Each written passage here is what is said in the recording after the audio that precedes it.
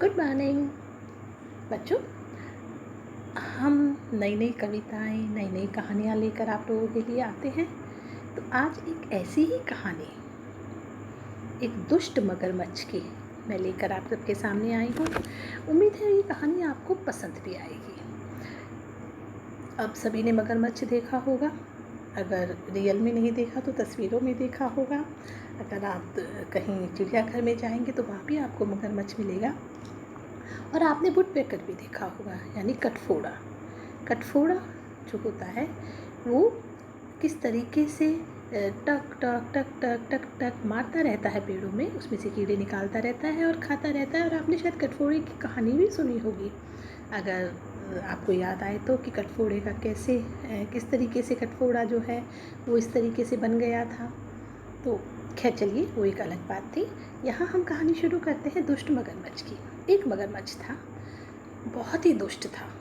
इतना दुष्ट कि जिस जानवर को देखता, मौका मिलता, उसको पकड़ के खा जाता।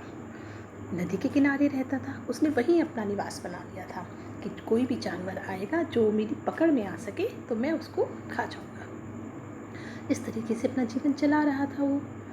एक दिन उसने देखा एक छोटा सा बकरी का बच्चा पानी पीने के लिए नदी पे आया है। तो उसने झट से इतनी तेजी से झपट्टा मारा और उस बकरी के बच्चे को खा गया। अब उसने खा तो लिया बच्चों, लेकिन उसके दांत में कुछ हड्डी के कण फंस गए मगरमच्छ के। अब उसके दांतों में कीड़ा लग रहा था, ऊपर से हड्डी और फंस गई। तो उसके तो दांतों में बहुत दर्द शुरू हो गया। देखिए बच्चों, जैसे हम लोग हैं, अब जानवर तो नहीं अपने दांतों को साफ़ कर सकते, लेकिन हम लोग तो कर सकते हैं। हमें अपने दांतों में ब्रश करना चाहिए नियमित रूप से। मीठा खाने के बाद में हमें कुल्ला करना चाहिए या ब्रश करना चाहिए।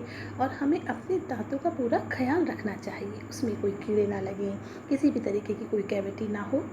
तो खैर, अब मगरमच्छ बहुत परेशान हो गया क्योंकि उसके बहुत दर्द हो रहा था, बहुत दर्द हो रहा था।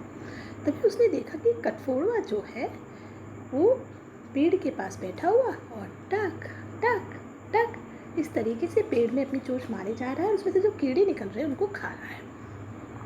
मगरमच्छ दुष्ट तो था ही, बड़ा चालाक भी था।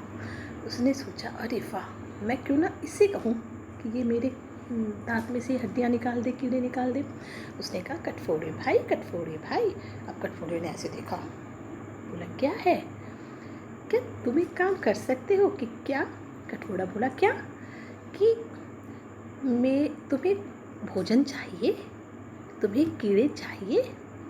तो कटफोड़ा बोला, हाँ चाहिए, मैं कैसे जिंदा रहूँगा बिना उसके भोजन के? तो बोला, तो तुम मेरे दांतों में से कीड़े निकाल लो। कटफोड़ा बोला, हैं, तुम्हारे दांतों में कीड़े हैं?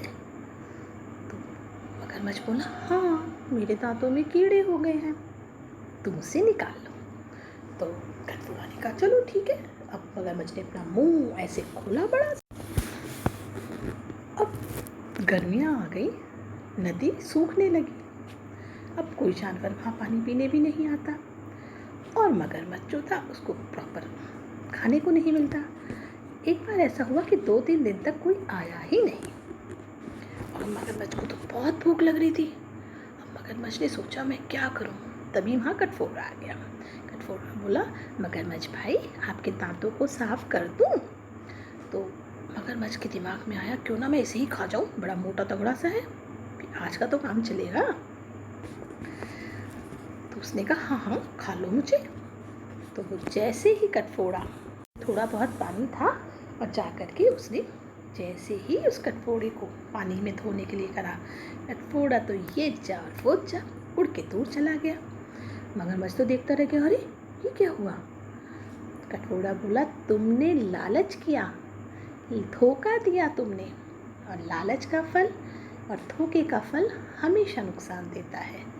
तुमने एक दोस्त खो दिया, तुमने मेरा विश्वास खो दिया, वो तो वापस नहीं आएगा। और इस तरीके से कटफोड़ा उड़ गया, और मगरमच्छ को अपने किए पर बहुत पछतावा हुआ कि मैंने ऐसा क्यों किया। मुझे तो शिकार मिल ही जाता, लेकिन